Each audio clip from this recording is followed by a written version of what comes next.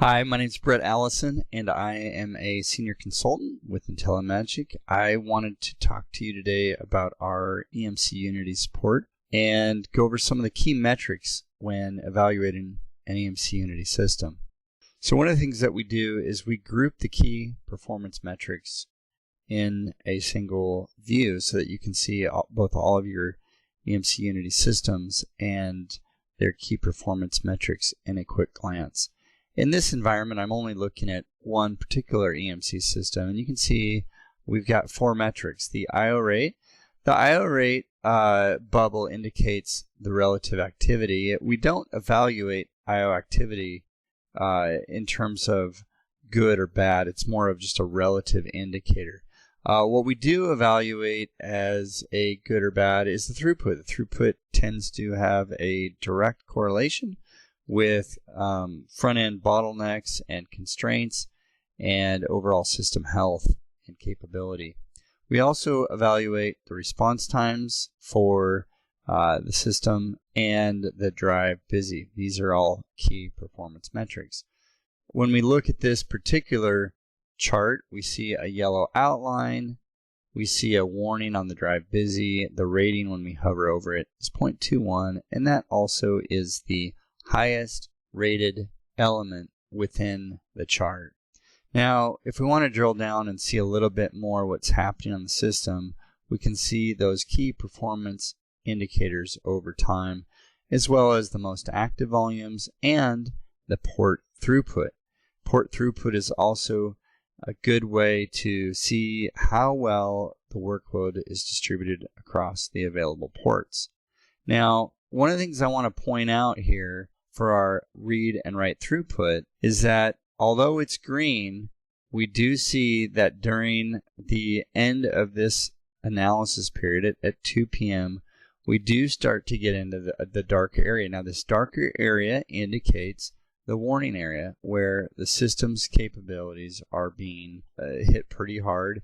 And if it was to get above the warning into this darker area, we'd be looking at a system that, due to, in this case, the limitation on the number of front-end ports, is being limited on the port throughput. But that's not the case for the majority of the period, so we're rating that healthy. But we do build in the thresholds. In this case, we've got chassis level thresholds. We also have thresholds per port. So what happens is we'll evaluate the number of ports that are active, and we'll use a multiplier of the individual port thresholds times the number of ports that are connected to give you a overall system level threshold. So this system level threshold is much lower than the chassis threshold, but that's because there's not that many ports in the system available for doing I/O. So it's important when you buy a system and they say, oh yeah, you can do 10 gigs per second. It actually will have a lot more to do with how many ports you have configured in most cases, because there is going to be port bandwidth limitations if you don't connect all of the available ports. What we also see on the response time is some wavy thresholds. And what we do that's a little bit different within IntelliMagic is that we're actually going to look at the kind of workload and the block size, and we're going to change the thresholds depending on what is happening within the workload. And so this is essentially a very minimal model that happens. It's a modeling exercise that happens automatically to assess whether or not this workload is driving the system to a point where it's exceeding the capabilities based on the workload.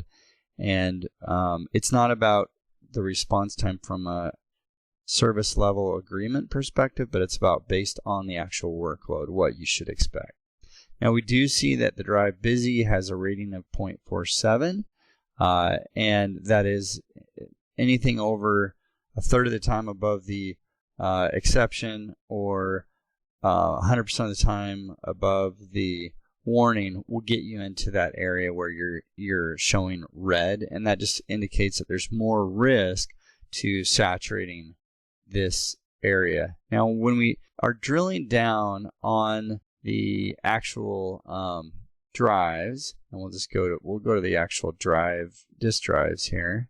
The number of drives in this chassis are about 28 or 30. Looks like, just looking at the drive numbers, there are 24 drives. And you can see we've got a threshold of 40 and 60%. And these drives, based on their busyness, are exceeding 40% up to 50% quite a few times. And then toward the end, we're up near 80%. So if you reach a point of saturation on the drives where they're 100% busy, you'll start seeing queuing, and any kind of read misses on the front end will result in elongated response times. Now, we didn't see that with the data that we're looking at, but we did see that we did see a little bit of a bump on the front end response time. I would expect that to go up quite a bit more if we continue saturating the drive. So just at a real quick glance, you're able to see what bottlenecks exist, if any, on the system. And if you want to see who's driving the workload, you can look at the read and write throughput by host. So we break that down by host, by ports, by pools and LUNs, and also the backend. And so this gives you a name to put on with the workload. And you can see this pattern for the throughput increases looks almost identical to what we saw on the overall throughput. This particular cluster is responsible for the majority of the workload. And by simply drilling down to the volumes by time, we see that for the most part, the activity during those peaks is spread across almost all of the volumes. There is one outlier volume that has a significantly higher throughput than the rest. Lastly, I wanted to point out the port throughput balance charts. So what we're seeing here is the average in the green dot, the 10th and 90th percentile in the green rectangles, and the yellow rectangles indicate the minimum and the maximum values. So you can see the averages for the ports on SPA are quite a bit busier than the averages on SPB. What can lead to port imbalances is if you're connecting VMware hosts, for example, and you're using the default policies instead of round robin, you can get into a situation where you've got ports that are imbalanced. So that's one of the first things you should check to make sure that you're distributing the workload evenly across these ports, because you're not only limiting yourself based on the number of ports connected in this case, which is only 4, but also there's a limitation on the ports if the port workload is not evenly distributed. So you might be basically capping out on 2 ports in a case like this. So this was just a real quick overview of looking at EMC Unity through the lens of IntelliMagic Vision. If you have any questions, please reach out to us at support@intellimagic.com, and we will be more than happy to get back to you and answer those questions.